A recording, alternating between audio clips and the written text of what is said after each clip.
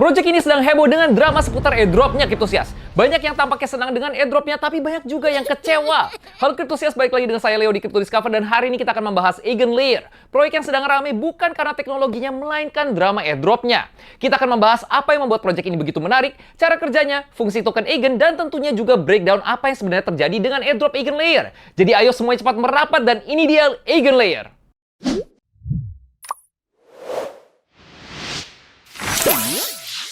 Untuk memahami Eigenlayer, pertama-tama kita perlu membahas cara kerja proses staking Ethereum. Seperti mungkin kita sudah tahu, Ethereum baru-baru ini bertransisi dari sistem Proof of Work menjadi Proof of Stake. Dan perubahan ini mengubah cara blok ditambahkan ke blockchain. Validator bertanggung jawab untuk menambahkan blok ini, dan untuk menjadi validator mereka perlu mengunci 32 Ethereum di jaringan, yang artinya para validator akan staking dana mereka. Dengan ini, para validator mendapatkan kesempatan untuk memvalidasi transaksi baru dan mendapatkan hadiah alias imbalan. Tapi menjadi validator juga memiliki resiko. Kalau mereka melakukan kesalahan atau melakukan hal tidak baik atau mencoba mencurangi sistem, stake mereka bisa dikurangi. Yang artinya mereka akan kehilangan sebagian dari Ethereum yang sudah mereka kunci. Mekanisme pemotongan ini dilakukan untuk memastikan validator tetap jujur.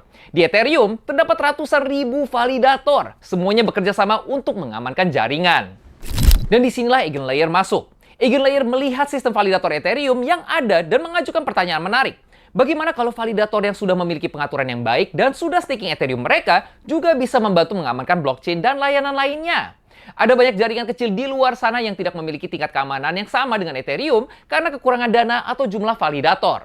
Eigenlayer bertujuan untuk menggunakan validator Ethereum untuk mengamankan jaringan yang lebih kecil ini juga. Konsep ini disebut sebagai restaking. Namun pendiri Eigenlayer, Sriram Kannan, lebih menyukai istilah programmable staking karena idenya lebih dari sekedar melakukan staking ulang alias restaking. Dengan programmable staking, validator Ethereum juga bisa mengamankan layanan lain seperti jaringan Oracle atau cross-chain bridges sambil tetap mengamankan Ethereum. Tapi bagaimana cara kerjanya? Katakanlah ada seorang validator Ethereum yang sudah staking 32 Ethereum mereka dan memvalidasi transaksi di jaringan Ethereum. Namun, melalui Eigenlayer, mereka juga bisa staking dana mereka untuk mengamankan jaringan atau layanan lain. Hal ini dilakukan dengan memilih layanan mana yang ingin mereka jalani, dan mereka juga akan mendapatkan imbalan untuk masing-masing layanan tersebut. Layanan tambahan ini disebut sebagai layanan yang divalidasi secara aktif alias Actively Validated Services atau AVS. AVS ini bisa berupa apa saja mulai dari layanan data hingga bridge, dan Eigenlayer memungkinkan validator memilih AVS mana yang ingin mereka dukung. Secara teori, sistem ini dirancang untuk memberikan keamanan ekstra pada jaringan kecil yang mungkin tidak memiliki sumber daya untuk mengamankan dirinya sendiri. Eigenlayer pada dasarnya mengumpulkan validator di seluruh dunia untuk memberikan keamanan ini ke beberapa jaringan sekaligus.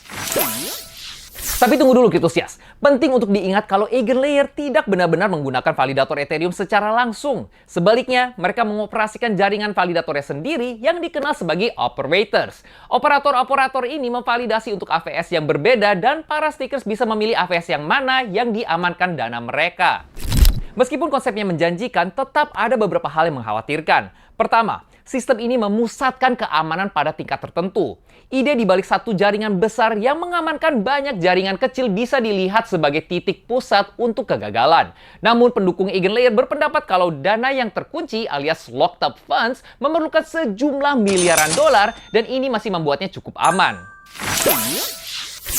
Dan sekarang kita mulai ke drama seputar airdrop pertama Eigenlayer. Di awal tahun 2024, Eigenlayer menawarkan peluang staking di mana para pengguna bisa staking token mereka dengan imbalan poin.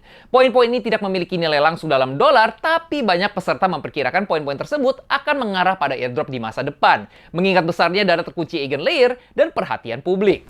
Namun, waktu airdrop untuk season 1 akhirnya diumumkan, semuanya tidak berjalan dengan lancar Cryptosias. Salah satu konflik terbesar adalah para pengguna dari negara tertentu tidak bisa mengklaim token mereka karena batasan hukum. Bahkan mereka yang telah melakukan staking dalam jumlah besar pun diblokir untuk berpartisipasi kalau mereka berada di negara yang di blacklist. Penggunaan VPN pun juga dibatasi sehingga menyulitkan para pengguna untuk melewati batasan tersebut. Selain itu, yang membuat para pengguna jadi frustasi adalah jumlah airdropnya, di mana hanya 15% dari total pasukan token Eigenlayer dialokasikan untuk airdrop, sehingga banyak peserta merasa tidak puas. Sementara para investor dan kontributor awal mendapatkan alokasi sebagian besar token yang menimbulkan kekhawatiran kalau komunitas hanya akan dapat bagian kecil. Dan sekarang kita akan membahas token Eigen. Seperti yang sudah kita bahas tadi, saat staking Ethereum, pemotongan terjadi saat validator melakukan hal yang tidak benar yang bisa diverifikasi secara on-chain. Tapi pertanyaannya, bagaimana kalau validator melakukan hal ini dan tidak bisa diverifikasi secara on-chain? Misalnya, kalau Oracle memberikan data harga yang salah untuk suatu aset. Untuk mengatasi masalah seperti ini, EigenLayer memperkenalkan konsep baru, Social Consensus Slashing alias pemotongan konsensus sosial. Model pemotongan ini memungkinkan komunitas untuk mencapai konsensus dan memutuskan untuk menghukum validator atau tidak karena perilaku tidak benar di luar chain. Cara kerjanya adalah dengan forking token. Forking biasanya merupakan proses yang terjadi saat sebuah blockchain terbagi menjadi dua chain terpisah, biasanya karena ketidaksepakatan atau peningkatan besar-besaran. Di EigenLayer, forking token memungkinkan validator kehilangan token yang di-stake kalau mereka diketahui melakukan hal yang tidak benar, bahkan untuk tindakan yang tidak bisa diverifikasi secara on-chain. Two token system alias sistem dua token ini di EigenLayer memastikan kalau hanya token yang di-stake yang akan kena forking, sementara token yang digunakan di DeFi tetap tidak terpengaruh. Desain ini memungkinkan sistem untuk fokus di tata kelola dan pemotongan alias slashing tanpa mengganggu aktivitas token lainnya seperti perdagangan atau partisipasi di DeFi. EigenLayer adalah proyek dengan banyak potensi antusias, dengan pendekatan unik mereka untuk keamanan blockchain dengan model programmable staking. Tapi di luar ide-ide inovatif di balik EigenLayer, masih ada beberapa tantangan yang mereka hadapi. Pertama, dokumentasi mereka yang terbatas, yang membuat para peserta sulit untuk memahami cara kerja EigenLayer secara keseluruhan.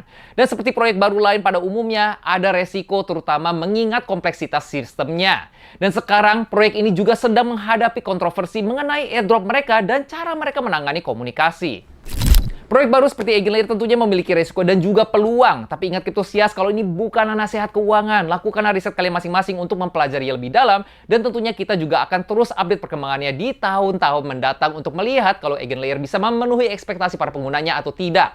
Pastikan kalian ikut bergabung di Discord Crypto World di link ini yang sudah kita cantumkan di kolom deskripsi, di mana kita akan berbagi update terbaru, info airdrop, dan juga fundamental dan informasi basic seputar segala hal kripto untuk berbagai veteran kripto atau newbie di crypto space. Sampai jumpa di sana, GM Cryptosias.